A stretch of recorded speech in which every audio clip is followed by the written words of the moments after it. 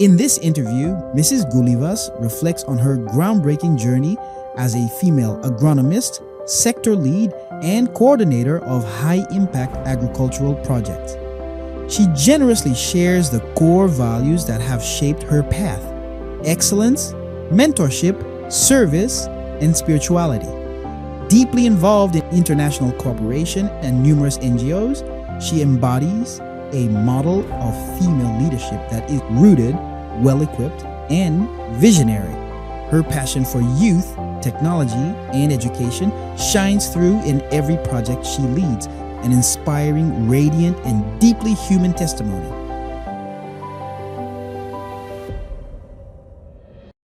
Bienvenue dans Sillon et Vision, le podcast made by INPHB Alumni. Je suis Loïc Paternodjian, votre hôte pour vous servir, et aujourd'hui nous parlerons inspiration, aspérité, femmes, leadership féminin auprès d'une dame engagée dans le développement des hommes.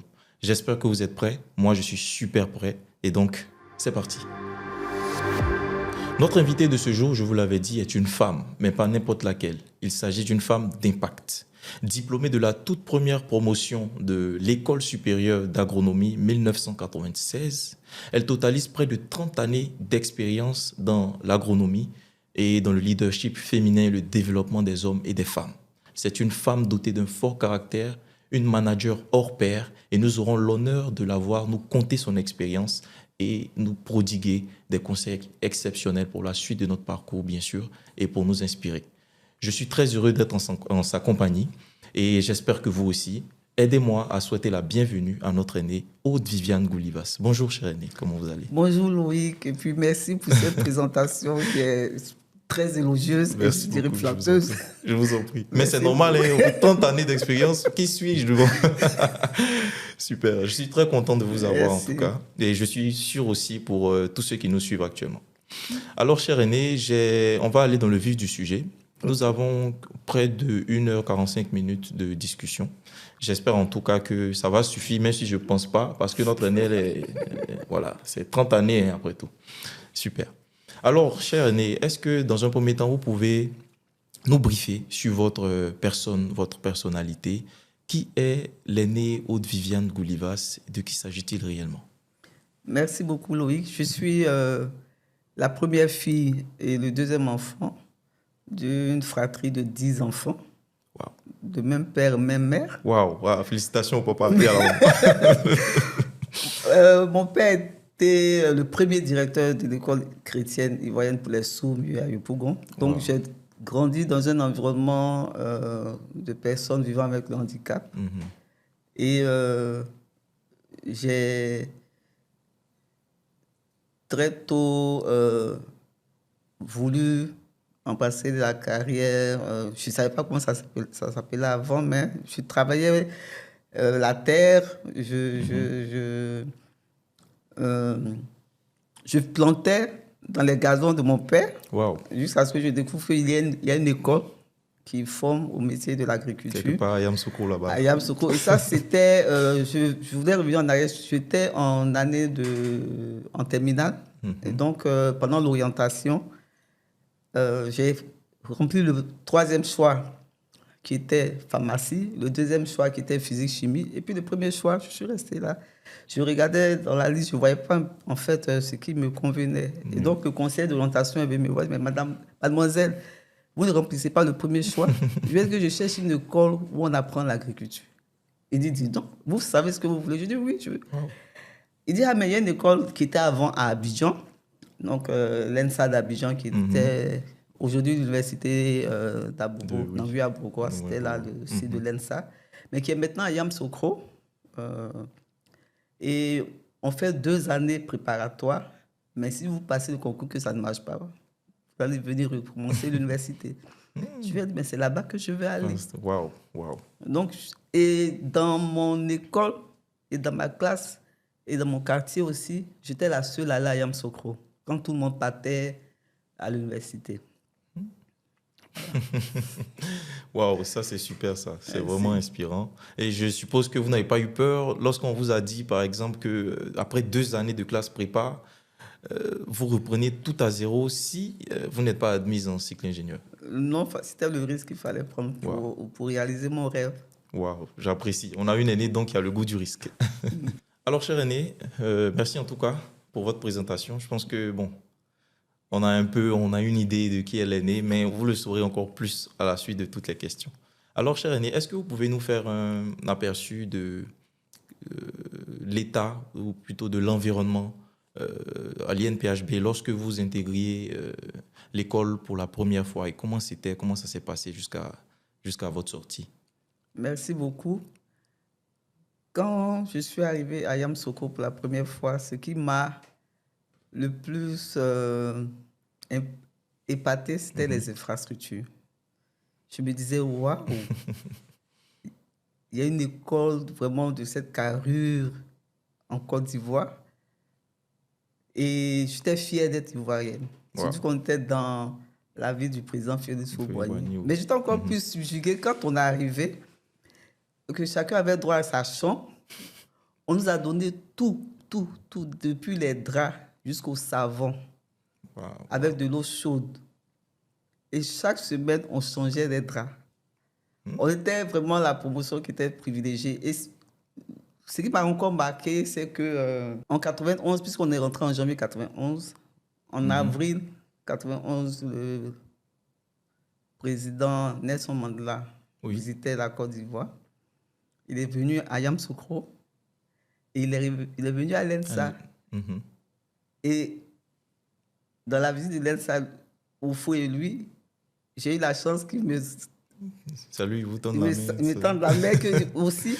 Je tends la main au président Oufoué. Je vous jure que pendant 2 jours, je n'ai pas voulu laver ma main. Ça, vraiment, je me suis dit, mais est-ce que j'aurais eu la chance de rencontrer le président Oufoué? En plus, Nelson Mandela, si je ne suis pas venu à Yamoussoukro. Et ça, c'est l'un de mes meilleurs souvenirs. Wow, ça vous a complètement marqué. Je venais d'arriver, puis j'ai dit non, on était des privilégiés. Wow. Et au niveau même des cours, etc., comment est-ce que c'était dur, simple? Parce que généralement, nos aînés nous disent pas ça. Nous parlent pas de ça. Le système de décapi. Waouh, ok. Ça commence bien. Ça commence bien. À ce moment, je me suis dit, mais dans quoi je me suis mise? Mais on avait l'avantage quand même d'avoir des groupes d'études, mais aussi une bibliothèque qui était fournie à l'époque. On n'avait pas la chance d'Internet. Je le dis aujourd'hui à mes enfants, je dis, nous, avant, quand tu vas dans la bibliothèque, quand il y a 2 exemplaires d'un même ouvrage, les 2 premiers qui sont passés, vous êtes obligé d'attendre qu'on les ramène. Maintenant, aujourd'hui, vous avez Internet, vous pouvez tout apprendre. Nous, on n'avait pas cet avantage là-bas, mais on avait quand même une bibliothèque qui était assez fournie. Et c'était un challenge. Pour chacun d'entre nous, comment c'était un challenge. Et moi, je me suis dit, je suis rentré ici, je ne sors pas de là sans mes diplômes. Et j'ai eu à reprendre le concours parce que là, c'était pas les moyennes, c'était en fait le nombre de places. Bien sûr, c'est ça. Donc, la première année, deuxième année, la première année du concours, la première fois, ça n'a pas marché. Je suis rentré en vacances, dépité, j'ai pleuré. J'ai eu la chance d'avoir une tante qui était la première personne que j'ai rencontrée, qui m'encourageait. Et elle m'a dit, l'échec fait partie du succès. Bien sûr. C'est un processus. Si tu t'y mets, si tu essaies de voir où ça n'a pas marché, la prochaine fois, tu réussiras. Et je vous assure que la deuxième fois, quand j'ai repris, je passais pratiquement tout mon temps dans les classes entre minuit et 3 heures du matin. Faire les 2 capis. Les 2 capis. Les 2 capis. Wow. Et ce qui était vraiment... je ne sais pas si c'était un système pour nous décourager. Non seulement on programmait les devoirs, c'est-à-dire dans la semaine, vous devez avoir 2 devoirs, de maths et de, je pense, de physique. Mais entre les 2 devoirs, vous avez... on appelle ça l'école. C'est-à-dire une zone d'interrogation face-to-face avec le professeur. Mais entre le devoir de maths le lundi et le jeudi, les devoirs de physique, vous avez une colle du sciences nat, du SVT. Mais comment vous avez de biologie? Vous devez étudier les maths, la biologie et la physique en 2 jours, en 3 jours. Mais vraiment, ça nous a formés. C'est ça. C'est ça, c'est Dans tout la le bien famille. même Voilà, c'est ça. qu'on ne voit pas a priori, mais après Oui. qu'on sent. Ça nous Waouh, permet de nous sortir de toutes sortes de de situations. situation. Et je Voilà. pense que ça vous a quand même aidé jusqu'à aujourd'hui. Oui, ça m'a vraiment beaucoup Waouh. aidé. Ça m'a On remercie donc l'INP pour tout ce qui est fait. Super. Du coup, Aîné, à cette époque, le fait d'être une femme on va dire ingénieur agronome ou en études en ingénieur agronome, comment est-ce que vous l'avez senti? Est-ce que vous avez des difficultés par rapport à ça, au niveau de la promotion, etc.? Oui, effectivement, c'était pas évident, c'était pas facile, surtout avec les garçons. Ah. D'abord, en cycle ingénieur, nous étions le premier contingent de femmes à dépasser le nombre de 2. Waouh. Ce qui veut dire que les autres cycles ingénieurs, c'était une femme sur l'effectif ou bien 2 femmes. Et nous, on était 10 femmes, 10 jeunes filles. C'était vraiment le contingent où il y avait le plus de filles. Waouh. Et Dieu merci, on était solidaires. Aujourd'hui, le groupe qu'on a formé pendant qu'on était en cycle ingénieur, il continue aujourd'hui. Nos maris sont des amis, nos enfants sont des amis. Waouh, waouh. Parce qu'il fallait qu'on soit solidaires pour faire face un peu à la misogynie des hommes, pour eux. Comment on peut se retrouver en cycle ingénieur avec eux. Et quand une jeune fille avait une bonne note, c'est parce que. Wow. Donc, on a subi beaucoup de préjugés de gens. Mais il fallait dépasser tout ça parce qu'on avait un rêve à atteindre. Bien sûr, bien sûr. Et j'ai apprécié vraiment la sororité et la solidarité entre les filles. Entre les filles. Intéressant. Et est-ce qu'on peut dire que ça a été quand même assez déterminant pour la suite de votre carrière ou de votre cursus? Oui, effectivement, justement. C'est peut-être, moi, je suis par nature, si je peux dire, le Robin des Bois, c'est-à-dire les causes perdues. Je défends les causes perdues. Donc, le fait de voir les préjugés qu'on avait sur les femmes, je voulais toujours montrer que les femmes pouvaient faire mieux, plus que les hommes. Et j'étais toujours dans des causes qui faisaient la promotion des femmes. Et du coup, je me suis retrouvée comme la représentante pour la section Yamsokro de l'Association des étudiantes de Côte d'Ivoire. Waouh, waouh. Et il y a une femme qui m'a impactée. Elle fait partie des femmes qui m'ont impacté par leur leadership, paix à son âme. Madame Boni Renagbassi.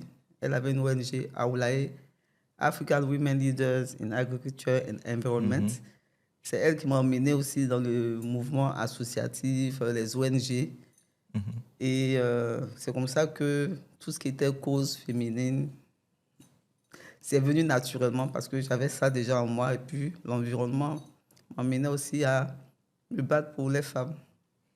Wow. Merci en tout cas, cher Aîné. Je pense que tout est dit. Hein? On a terminé l'échauffement. Je pense qu'on va rentrer maintenant dans le vif du sujet, qui est la partie carrière. Carrière. Alors, Aîné, dans les débuts de votre carrière, vous avez alterné études et, on va dire, travail, entre griffes. Comment est-ce que c'était et puis en quoi ça a été déterminant pour la suite? C'est une opportunité que j'ai saisie. Chaque année, j'avais pour habitude de faire des stages. Je me suis dit que je n'allais pas faire seulement une formation académique et puis attendre d'avoir mon diplôme pour apprendre le métier. Donc, chaque année, j'avais un stage de 1 mois. Je sollicitais des stages. En dehors des stages obligatoires, moi-même, je sollicitais des stages. Et donc, j'étais à Boaké chez une tante quand je suis allé postuler pour un stage au projet BAD Élevage. Ça aussi, la misogynie. J'arrive, le coordinateur du projet me dit, mais qu'est-ce qu'on va donner comme sujet à cette jeune demoiselle?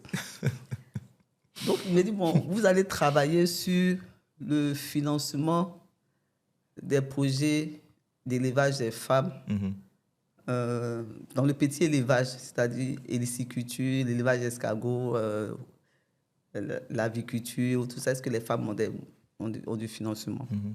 Donc, dans ma collecte d'informations, j'arrive dans une structure de microfinance où ils me disent ah madame, votre projet tombe bien votre projet de stage tombe bien parce que on va ouvrir un projet ivoiro-canadien qui va travailler sur l'accès des femmes aux services financiers. Et vous avez un bon profil, vous devez postuler. Je dis non, mais moi, je suis en 4e année.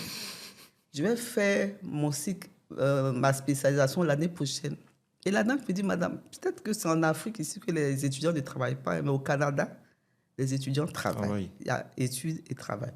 Et pour notre coordinatrice de projet, ça ne lui pose pas de problème que vous travaillez. C'est peut-être avec votre établissement.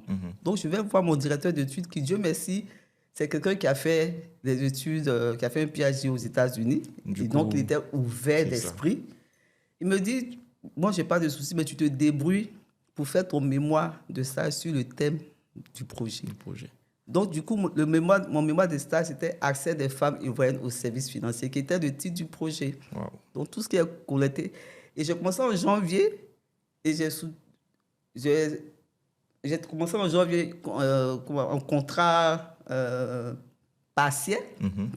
Je travaillais 3 jours par semaine, et j'ai négocié pour que je travaille dans la structure de microfinance qui soit à Yamoussoukro. Et quand les vacances sont arrivées, j'étais maintenant à temps plein, mais en tant que consultante pour la collecte des données. Voilà, c'est un peu comme ça. Donc, ça fait qu'à ma dernière année, j'avais en même temps 1 année d'expérience professionnelle. Waouh, ça c'est super ça. Voilà, du coup, Aîné, que retenez-vous de votre soutenance Comment c'était C'était un peu le résumé du travail que j'avais fait, puisque mon maître de stage, c'était en même temps la coordinatrice du projet. Donc, et aussi le volet académique. Donc, moi, ce n'était pas vraiment de la théorie. Moi, j'étais content de soutenir parce que je voulais rendre compte de l'enquête que j'avais menée, des résultats sur le financement des activités économiques des femmes. Et je me suis rendu compte que les femmes font beaucoup de choses, mais n'avaient pas de soutien. Donc, ça venait, je veux dire, couronner un peu les idées que j'avais en participant aux activités de l'ONG et tout ça. Donc, j'avais pour une première fois des données factuelles que j'avais collectées moi-même sur le terrain. Et donc, c'était un peu ce résultat que je présentais. Et Dieu merci, j'ai eu une note à satisfaction du jury. Waouh. Félicitations, cher Aîné. Vous aviez dit dans les coulisses que vous aviez fait votre mémoire un vendredi 13. Un vendredi 13. Quand j'ai vu la date, vendredi 13 décembre 1996, je dis que ce vendredi 13, ce sera le meilleur vendredi pour moi. Ce ne sera pas une date noire comme les gens redoutaient. Et Dieu merci, c'était la meilleure date pour moi. J'adore. Du coup, je ne fais pas du vendredi 13 une date... on va dire porte-malheur. Une date porte-malheur. Non, moi, c'était une date porte-bonheur. Porte-bonheur. Super. Merci en tout cas, cher Aîné. Nous avons aussi remarqué que sur toute votre carrière, vous avez formé quand même des centaines de planteurs. Des centaines de planteurs sur l'étendue du territoire national. Qu'est-ce que vous tirez de cette expérience-là? J'en tire beaucoup, mais je voulais peut-être présenter 2 ou 3 anecdotes. Ok. Je vous ai parlé tout à l'heure de Père Sonna, Mme Bonire Lagbassi. Oui. Quand j'ai fini, m'a permis d'avoir un stage pour aller me perfectionner en Israël. Mais pendant ce temps, moi, j'avais postulé dans une structure évéicole. Mais pendant que j'étais étudiante, je leur avais envoyé des CV. Et donc, chaque 2 mois, j'envoyais des CV. Et donc, quand je suis revenu d'Israël, ils m'ont appelé, bon, madame, vous avez 10 CV ici. Venez, vous allez faire votre test. Après, le DRH m'appelle, mais pourquoi vous envoyez jusqu'à 10 CV? Je dis, non, chaque mois qui passe, j'acquiers de l'expérience. Plus vous tardez à m'embaucher, mais je vais devenir chef. Waouh. J'imagine l'état de... Et celle qui faisait le tri m'a dit une fois, elle dit, quand le DRH lui a demandé, envoyez-nous 10 CV, elle lui a demandé, monsieur, vous voulez 10 CV d'une même personne, mais 10 CV différents? Il dit, c'est quoi ça? Il dit, non, parce qu'il y a une jeune dame qui nous envoie 10 CV. Il dit, bon, mettez-la dedans. C'est comme ça que j'ai été retenu. Et pendant que j'étais en stage, là-bas, ma direction m'a emmené à Daoukro. un gros producteur d'EVA. Quand je vous dis Daoko, le gros producteur d'EVA, vous imaginez, c'est que j'étais une jeune fille de 26 ans, en train de gérer avec l'appui d'un technicien de la structure, le planting du président Henri Konan-Bédié. Wow. À 26 ans. À 26 ans. Ça fait froid dans le dos quand même. C'était une très belle expérience pour moi. Et après ça, j'ai vu ma direction. J'ai dit que j'ai fait du planting, de la plantation. Maintenant, je vais voir le volet récolte, gestion de l'exploitation. Donc, je me suis retrouvé à San Pedro, puisqu'il y avait un centre agro-industriel. Il fallait approvisionner le centre avec les VA qu'on devait récolter avec les planteurs. Il fallait aussi faire le projet de VA clé en main. Donc, je faisais maintenant du planting et de la gestion. Et là, je vous ai dit qu'à Daoko, j'étais une jeune fille de 26 ans. 26 ans. Ça s'est relativement bien passé. Et j'arrive à San Pedro où je me trouve avec une équipe de 50 personnes. J'étais la plus jeune. Je devais diriger. Donc, imaginez la réaction. Mon premier programme de collecte d'EVA, le chauffeur a refusé de partir. Parce qu'une femme jeune ne lui donne pas des ordres. Comment je m'en sors? Papa n'est pas là, maman n'est pas là. Donc, je lui ai fait une demande d'explication, puisque après, j'ai vu quelqu'un d'autre, celui qui était censé être mon chauffeur, qui a dit, madame, je vais aller faire la collecte. Donc, il a pris le camion, il a fait la collecte. Donc, quand il est revenu, après la semaine de circuit, j'ai donné une demande d'explication, monsieur. Il n'a pas répondu. Deuxième demande, il n'a pas répondu. Troisième demande, il n'a pas répondu. J'ai fait une mise à pied. Avec rétention de la semaine où il n'a pas travaillé. C'est là maintenant qu'il envoie le délégué pour me demander pardon. Parce qu'il ne savait pas lire. Je dis non, tu sais lire, puisque tu as vu que c'était une mise à pied avec retenue de salaire. Donc, au cours d'une réunion, je fais lire au délégué la note de service qu'il me nommait. Et puis donc, quand il a fini de lire, je leur ai dit, vous savez, c'est le directeur général qui m'a nommé ici. Quand on rentre dans ce site-là, mettez-vous en tête que je représente le directeur général. Si je sors, celui qui veut, il me dit, il m'interpelle, toi là, madame, si je veux, je réponds.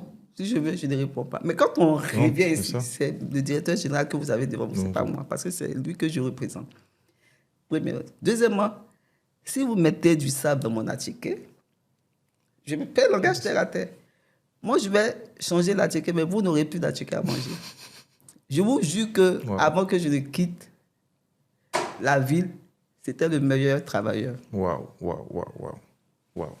Vous avez su vous positionner. Oui, en fait, fallait aller au-delà de... Fallait que je récupère mon autorité. Sinon... Elle allait être quand même bafouée, le travail, tout ça allait être remis en cause. Donc, je leur ai dit que ce n'était pas l'âge, mais c'est parce que la direction générale a eu confiance en moi. En vous, bien sûr. Et donc, je suis venu pour relever un défi. Waouh. J'apprécie franchement. Et je pense que c'est vraiment ce qu'il faut faire quand on arrive dans le milieu professionnel. Parce que c'est vrai qu'on est jeune, mais on a quand même certaines capacités à mettre en valeur. Et la plupart du temps, on nous rabaisse, soi-disant, à cause de l'âge, sachant que l'âge n'est pas forcément le problème. Et puis, ce qui m'avait aidé aussi, c'est que je leur ai dit que j'avais fait 2 ans dans en planting sur les parcelles du président Henri Konan-Bédié, où c'était plus de 600 hectares. Ils se sont calmés. Donc, c'est parce que j'ai bien travaillé là-bas que la direction m'a emmené là. Si je n'avais pas fait mes preuves, la direction ne m'aurait pas nommé à San Pedro. Donc, vous avez posé votre légitimité. Voilà, il fallait poser la légitimité. C'est ça. Sur des faits, pas sur du paraître, mais sur quelque chose de concret. Voilà. Quand on est jeune en entreprise, il faut montrer qu'on est capable. Vraiment. Merci en tout cas, Aîné, pour ce conseil. Je le prends en même temps aussi. J'espère que ça sera le cas pour nos amis Polytech et amis des Polytech qui nous suivent. Super. Alors, Aîné, ma prochaine question, J'ai remarqué que dans toute votre expérience professionnelle, vous avez vraiment cette manie-là à structurer, organiser, diriger, etc.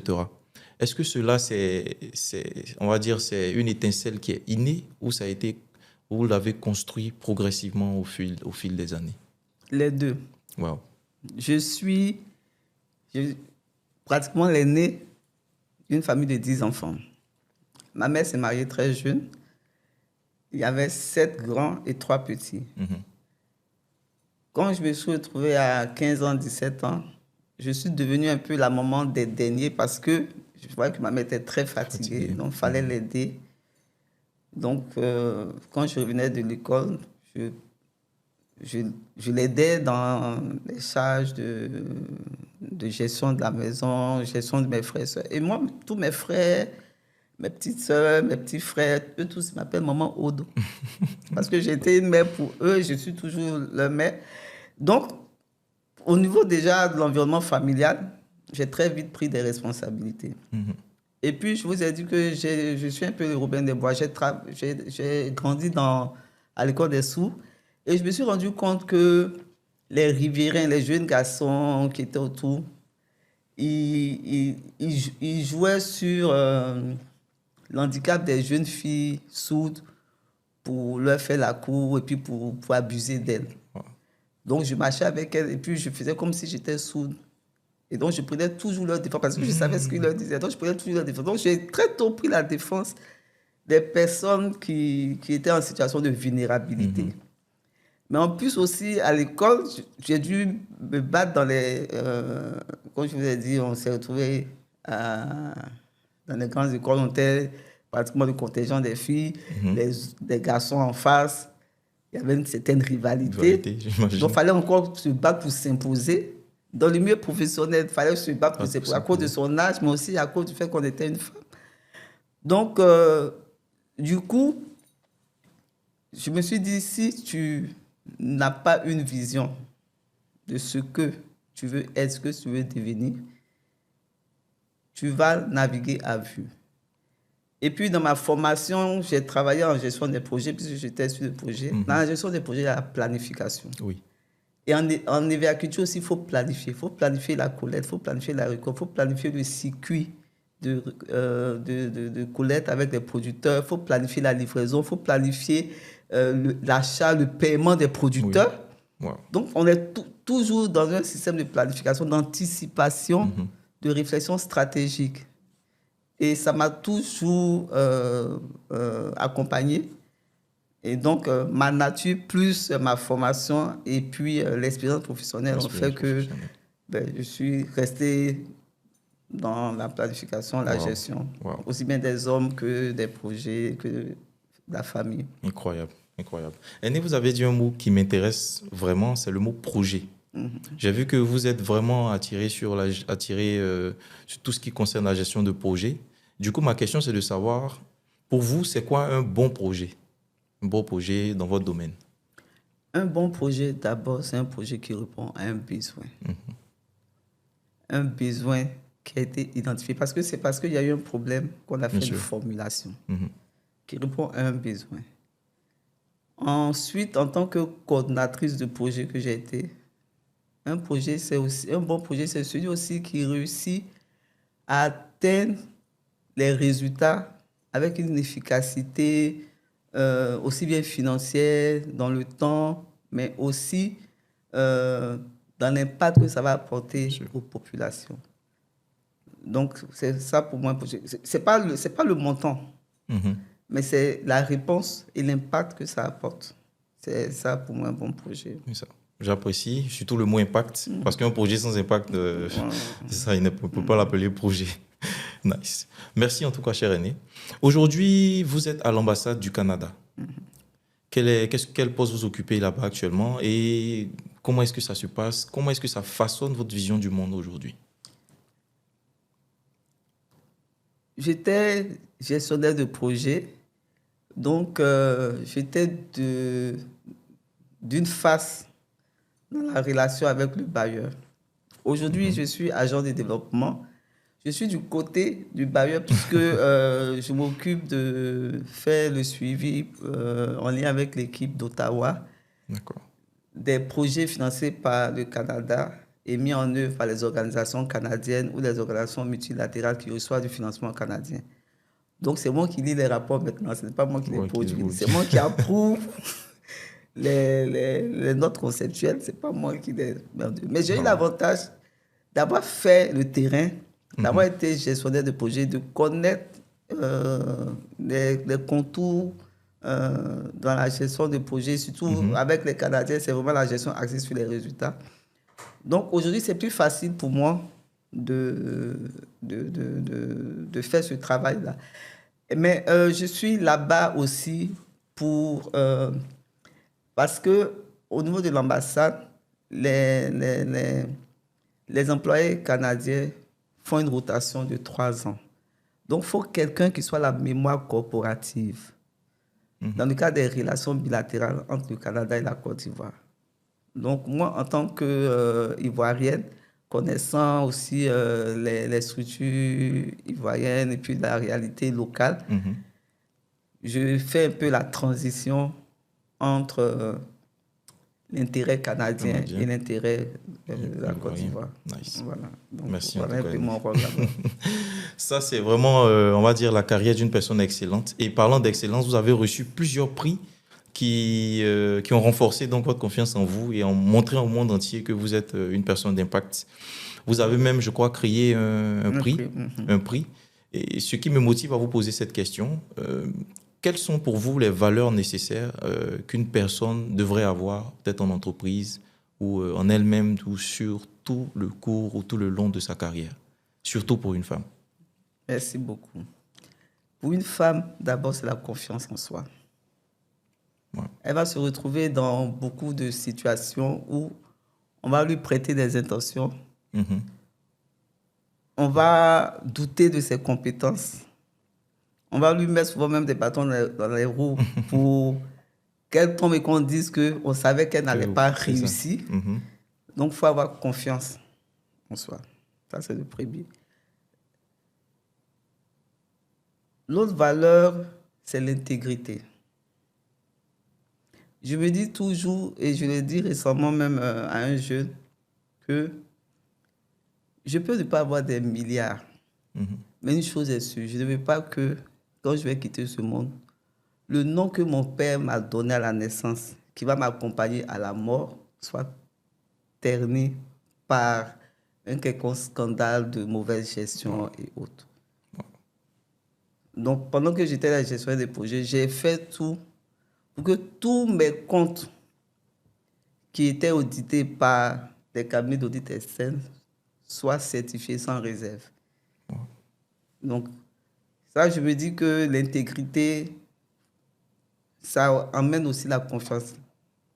Confiance des autres, confiance des partenaires. Mais aussi, il faut avoir une vision de ce que tu veux devenir. Il faut toujours se projeter. C'est pour ça que dans le prix qu'on m'a donné, on m'avait d'abord attribué un prix que j'ai refait sous forme d'un prix pour la jeunesse. Pour la jeunesse. Accélérons les valeurs pour la nouvelle génération. Ce sont mes initiales. AVG. A comme Aude, V comme Viviane, et G comme Goulivas. Donc, Accelerating Values for New Generation. Accélérons les valeurs pour la nouvelle génération. Les jeunes aiment...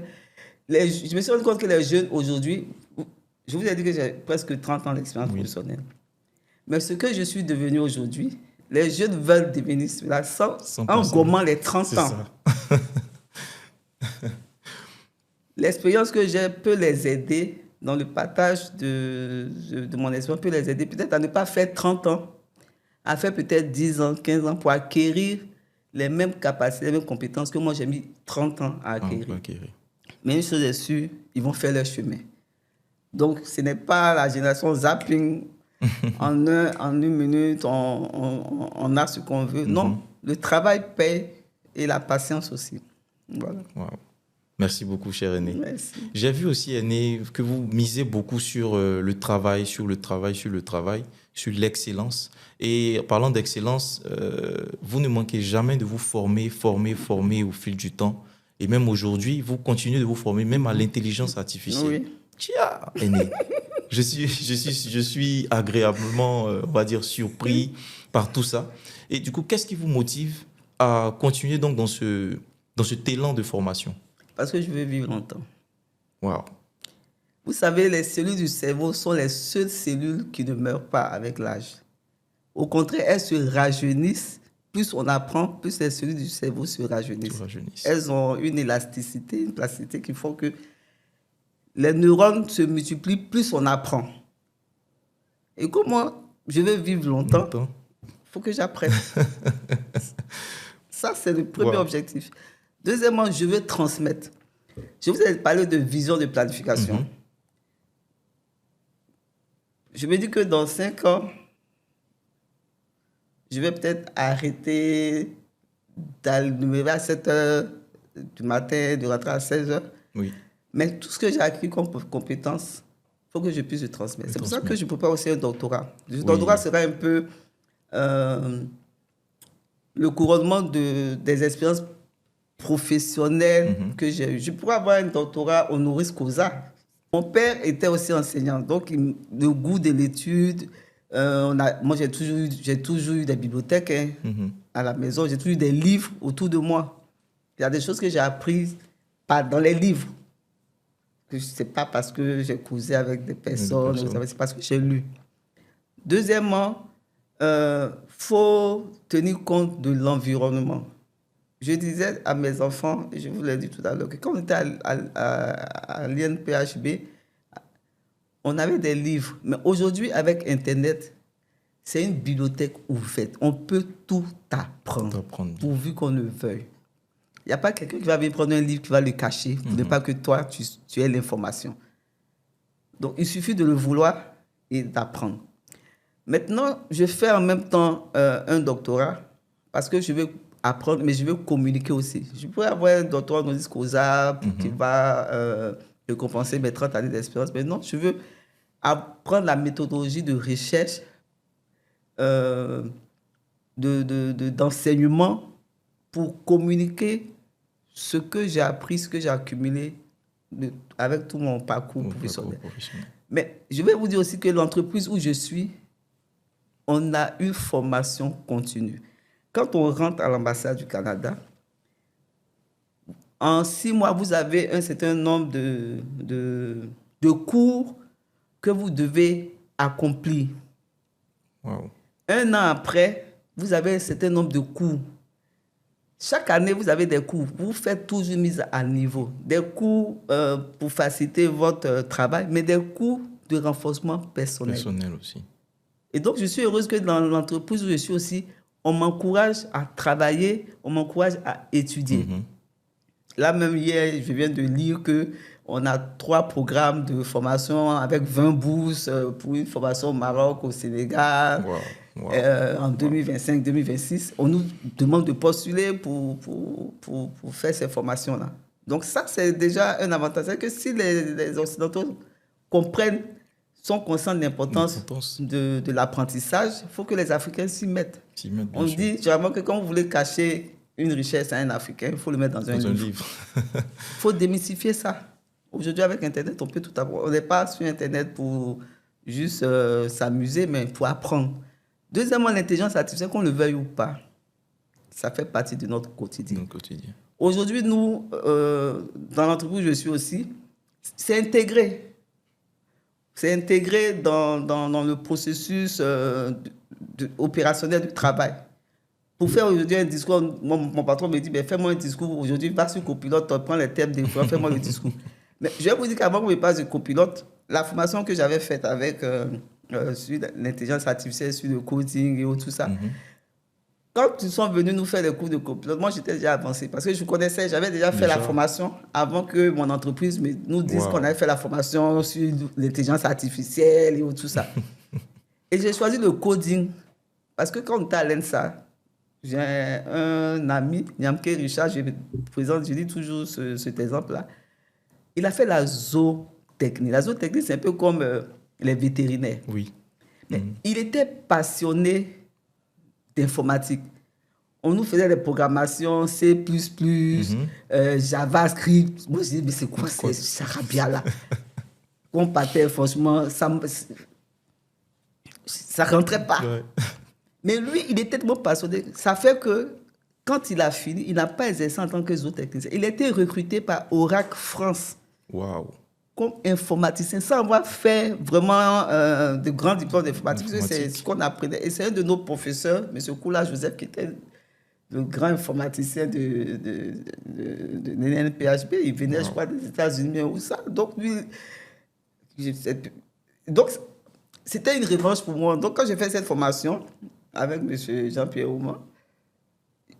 Jean-Patrick Ouman, pardon, j'ai choisi le coding parce que j'ai dit, je vais craquer le code. Je ne vais pas faire le leadership parce que je fais ça déjà. Je ne vais pas faire l'entrepreneuriat parce que moi, sans être entrepreneur, je conseille, j'encadre des femmes. Je vais faire ce qui a été un obstacle pour moi quand j'étais étudiant. Waouh, c'est une petite revanche, on va dire. C'est une petite revanche. Et justement, j'ai fait la spécialité de coding. Mais quand j'ai appelé quand je faisais mes devoirs à la maison, j'ai dit à mon fils qui est en France, quand je suis allé en France, j'ai dit, je viens te voir là, il faut venir. Il dit quoi? J'ai HLL. Maman, HLL. Tu fais HLL? J'ai dit oui, HLL. Ma fille qui aimait bien Canvas, j'ai dit, on va faire Canvas, CSS+. Maman, tu fais CSS+? J'ai dit oui, CSS+. Donc, quand je viens mes devoirs, viens m'aider ou tout ça, j'étais bien contente que... Wow, quand même. De voir le moment. Voilà, parce que moi, deux années avant, je les avais inscrits pour apprendre l'intelligence artificielle. Ça venait de commencer avec un de mes amis, M. Dr Bayo Isaac, qui est ma promotion. Wow. Le directeur, gérant, promoteur de Futur Afrique, qui est aujourd'hui pilote de grands projets numériques. Au niveau du ministère du numérique. Donc, il a une entreprise Futur Afrique. Wow. Donc, mes enfants ont fait des stages là-bas pour apprendre la robotique. On espère l'avoir sur nos plateaux. Je vais vous mettre en contact si vous voulez. Donc, j'ai dit, j'ai emmené mes enfants à apprendre l'IA, la robotique. Pourquoi moi, je ne le fais pas? Donc, c'est comme ça que j'ai choisi le coding. Aujourd'hui, avec le doctorat, ça m'aide beaucoup. Vous imaginez lire 3500 pages, 5000 pages. Si je ne fais pas de résumé pour pouvoir comprendre le contexte du livre, les hypothèses du livre, pour pouvoir choisir les parties du livre, de l'œuvre qui vont m'aider à faire mon résumé, je vais très vite devenir folle. Bien sûr, j'imagine. Donc, il faut utiliser l'intelligence artificielle pour être plus efficace et efficient dans son travail. Voilà. Wow. Merci beaucoup, cher Edna. Merci. Wow. Aîné, j'ai vu aussi que votre parcours est aussi spirituel. Vous accordez une grande place à la providence. Du coup, comment est-ce que cette connexion ou cette dévotion à Dieu vous permet de marcher dans votre parcours professionnel et en même temps en tant que maman et en même temps en tant que coach et formatrice? J'ai une phrase qui est aussi le titre d'une chanson, puis je crois que c'est un auteur qui l'a dit. Dieu écrit droit avec des lignes courbes. Wow. Il nous mène où il veut, même par des chemins sinueux. Pour moi, mon tracé de vie, c'est Dieu. Donc, tout ce qui m'arrive, toutes les opportunités qui m'ont permis de saisir, c'est parce que j'ai foi en lui. Donc, je me dis que même le malheur ou le bonheur qui m'arrive, il y a toujours une leçon dedans.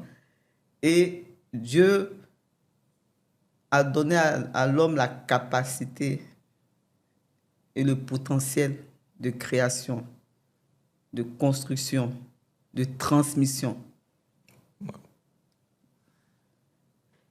Donc, il doit être au centre aussi de nos vies si on veut transmettre aussi, si on veut développer un potentiel et si on veut aller plus loin. Wow. Et je suis né d'une famille chrétienne. Mes enfants ont toujours fait des écoles chrétiennes. Je leur ai inculqué, comment je peux dire ça, la foi en Dieu, la confiance en Dieu. Et ma fille, quand elle a eu le BBC, elle voulait aller dans une école qui était très chère. Je lui ai dit, si c'est moi seulement, je n'ai pas les moyens que tu as dans cette école-là. Je vais t'inscrire dans les écoles qui sont là. Donc, j'ai fait une préinscription. Ma fille a pris 3 jours, elle a jeûné, elle a prié. Et donc, j'étais sur Internet et puis j'ai vu qu'ils ont l'école a fait un post, ils ont dit les parents qui veulent inscrire leurs enfants viennent faire un test. Je vais tu vas aller faire le test. Mais en tout cas, si tu n'as pas de bourse, ne compte pas sur moi. Donc, la veille, elle s'est inscrite. On devait revenir le lendemain dans l'école publique. Elle s'est inscrite. On devait revenir le lendemain pour faire l'inscription. Quand elle avait fait le test, 2 semaines après, on m'appelle pour me dire « Ah, madame, on vous cherche. Votre fille, vraiment, elle est très intelligente. On la retient. Elle a une aide financière qui va prendre 50% de ses frais de scolarité. Wow. » Donc, elle a cru, elle a mis sa confiance en Dieu. Et puis, bon, là, elle a été retenue dans l'école. Donc, c'est cette confiance, c'est cette foi en Dieu que j'essaie d'inculquer. Et le doctorat que je fais aussi, j'ai la chance de le faire dans une université chrétienne, mais qui est aussi en partenariat avec une université américaine, où aussi le fondement aussi sont la foi chrétienne. Vous savez, si les valeurs et l'éthique ne sont pas au cœur de la profession humaine, ce sera le chaos. Vous imaginez des personnes qui travaillent avec la bombe atomique. S'ils ne croient pas qu'ils vont rendre un jour compte à Dieu de tous leurs actes, ils vont exploser d'humanité matin. Ouais. Donc, c'est ce qui m'inquiète. Wow. Merci infiniment, Aîné. C'est vraiment un plaisir pour moi de vous avoir juste en face de moi, d'écouter vos conseils. Je pense que ça va beaucoup m'aider et je suis sûr aussi pour tous ceux et celles qui suivront ce podcast. Merci. Aîné, j'aurais une toute dernière question pour boucler la boucle, ou presque, parce qu'après, on a un petit challenge ensemble, donc ça sera chic, ne vous en faites pas. Okay. La dernière question, c'est pour tous les polytechs et amis des polytechs qui nous suivent en cet instant. Si vous aviez des conseils à leur prodiguer, quels seraient-ils? Je dirais aux polytechs, ayez confiance en vous, mais soyez aussi fiers de l'école dans laquelle vous êtes. Pourquoi je le dis? Parce que moi, j'ai fait tout mon parcours académique en Côte d'Ivoire, depuis le primaire jusqu'à l'université. Et quand je venais soutenir ma coordinatrice de projet, quand elle a vu l'ENSA, elle a dit, mais vos écoles sont tellement belles, je ne sais pas pourquoi vous courez pour aller à l'extérieur. C'est en Yamoussoukro ici que j'ai vu une des meilleures écoles par rapport aux autres pays. Et je suis content de ce que l'INPHP est en train de se hisser au rang des institutions académiques qui ont un fort potentiel dans l'avenir pour être classées parmi les meilleurs en Afrique et dans le monde. J'ai confiance et moi, j'ai foi aux compétences des Africains. Et donc, je leur dis, croyez en vous. Vous avez une valeur. Le fait d'être polytech, c'est déjà un potentiel. Vous partez avec un plus. C'est ça. Maintenant, il faut montrer vos compétences. Il faut se former. Il faut chercher à aller toujours plus loin. C'est-à-dire, quand on vous dit de faire 1, faites 2. Ne dites pas que je vais faire demi et montrer aux gens que j'ai fait 1. Non. Montrez, c'est-à-dire, on dit, c'est vrai que les indispensables sont au cimetière, mais si tu es irremplaçable, tu n'es pas irremplaçable, mais si tu montres que tu es un maillon qui compte, quel que soit le poste ou l'endroit où on va te mettre, tu seras toujours le meilleur. Je crois qu'il y a quelqu'un qui dit, si tu dois être le balayeur, sois le meilleur balayeur. Tu es un polytech, c'est une marque déposée. soyez fiers de ça, mais valorisez cela. Je ne veux pas qu'on ait le nom d'un polytech qui soit dans des histoires dégradantes. Vous savez, aux États-Unis, dans certaines universités, le fait d'avoir fréquenté une université, c'est vraiment élitiste. C'est-à-dire que ça fait que ça vous met dans une certaine catégorie de considération et de respectabilité. Et je pense que c'est ce que chaque polytech doit porter, communiquer comme valeur. Wow. Voilà. Merci beaucoup, cher Aîné. En tout cas, je suis fier. Au début, je suis rentré ENSA, je n'étais pas content en 1994 quand il y a eu la fusion, mais maintenant, je suis fier d'être la première promotion INPHB. Franchement, ça, c'est un honneur. Si on avait des gens tout autour de la lettre, en tout cas, ça s'applaudit. Merci infiniment, Aîné, pour tout ce parcours inspirant. J'ai été vraiment touché et je suis sûr que c'est le cas pour tous ceux et celles qui suivront ce podcast. Alors, on va aller maintenant dans la petite partie rapide. D'accord. Donc, le principe est simple. Je vais vous poser des questions flash et vous allez juste répondre en quelques mots. Okay. On va dire vraiment quelques mots. Donc, la première question, c'est si vous devez décrire votre parcours à l'INP en 3 mots, comment est-ce que vous le décrirez? Endurance, résilience, force. Waouh, j'aime beaucoup le mot endurance. Parce qu'il faut être endurant, ça c'est sûr. Je me rappelle que à un mois, la première année, un mois, ça n'allait plus. J'ai appelé mon papa, je lui ai dit, ça va pas. Il dit, bon, tiens encore, jusqu'à la fin de l'année, si c'est bizarre, on t'enlève. Et puis finalement, je suis resté jusqu'au bout. Endurance. Vraiment endurance. Merci, Aîné. Et un conseil que vous avez reçu d'un devancier, en une phrase. Un conseil peut-être qui vous a marqué à l'INPHB. Ce n'était pas à l'INPHB ce conseil-là, parce que c'est ce conseil-là qui a fait aussi un peu de moi tout ce que je suis. Wow, ok. C'est un aîné, j'avais 18 ans. Le jour de mon anniversaire, il m'a dit, Aude, tu as 18 ans aujourd'hui.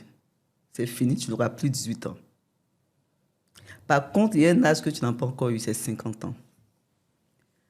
En fonction de la condition sociale, économique, financière, professionnelle, familiale, tout ce que tu veux, dans laquelle tu veux te retrouver quand tu vas avoir tes 50 ans, fais tes sacrifices aujourd'hui.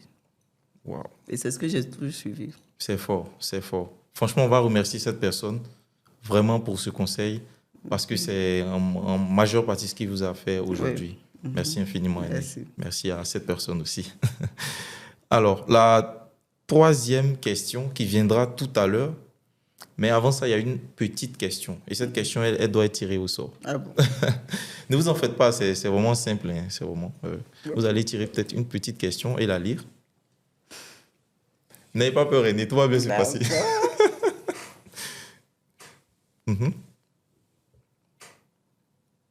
c'est quoi? Sto ou diacro? Aîné, je pense que vous connaissez un peu le Sto. Non. Le Sto, le restaurant de l'INPHB. Ah, d'accord. Ah, Diacro, oui. Diacro, c'est l'autre côté. Voilà, donc il y avait le Sto déjà où les étudiants partaient. Le plat qui vous... Ah oui, c'est Sto, quel est le plat qui vous a marqué? Ça, c'est un peu difficile à répondre parce qu'en Yap Sokro, je faisais des jaloux particulièrement parce que j'avais un problème de digestion, de colopathie et j'avais un régime spécial. Waouh. Donc, quand les gens partaient se mettre en rang pour prendre le plat, oui. Moi, je donnais 2 tickets, mais j'avais mon plat spécial avec du lait. Donc, ça faisait toujours des jaloux. Waouh. J'imagine l'état de... ça, donc, super. je mangeais pratiquement un peu le repas qu'on donnait aux professeurs et tout ça. Donc, ça faisait, peut-être que c'est ce qui faisait que les garçons étaient jaloux. Voilà, donc, je dirais Sto parce que j'ai bien mangé. J'ai bien mangé. Super, merci beaucoup, Aîné.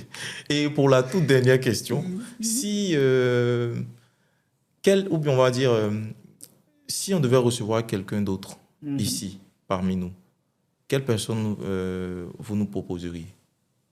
Je vous ai parlé tout à l'heure de Bayo Isaac. Oui. C'est mon promotionnaire, mais c'est quelqu'un qui est en train de révolutionner l'intelligence artificielle en Côte d'Ivoire et en Afrique. Wow. Et c'est quelqu'un qui travaille sur l'intelligence artificielle, mais il est très comique. Il m'embête toujours qu'on ensemble, mais c'est quelqu'un qui est impactant aussi. Ce serait donc un honneur de l'avoir. Vous pouvez répéter le nom, s'il vous Monsieur plaît. Dr Bayo Isaac. Docteur Bayo Isaac. Si vous voyez cette vidéo, sachez qu'on vous attend. Doctorat ici. en intelligence artificielle. Waouh. Merci infiniment, cher Aîné. C'est un polytech. Hein? Ah oui, il a promotionnel. fait ingénieur agronome, agroéconomiste, allé aux États-Unis, puis là-bas, il a fait l'intelligence artificielle. Waouh, excellent, excellent. Merci encore, cher Aîné. Merci. Sillon et Vision, c'est plus qu'un podcast. C'est un témoignage vivant et un héritage qui se transmet de génération en génération. Aujourd'hui, nous avons eu l'honneur de recevoir notre aîné, et non des moindres, l'aînée Aude-Viviane Goulivas, qui totalise près de 30 années d'expérience en agronomie et dans le développement des hommes et des femmes, avec une attention particulière portée à la croyance et la spiritualité. C'est une femme d'impact qui a su nous prodiguer des conseils extraordinaires et qui nous serviront, j'en suis sûr, pour la suite de notre parcours. Alors, chers Polytech et amis des Polytech, si vous avez apprécié et aimé cet épisode, n'hésitez pas à le liker, à le partager, à commenter, à le partager à tout votre réseau et à rester abonné pour ne rien manquer de nos publications et de nos inspirations. C'était Loïc Paterne-Doudjon et rendez-vous pris pour le prochain épisode de Sillon et Vision, le podcast Made by INPH Alumni. Merci infiniment, cher Aîné. Merci.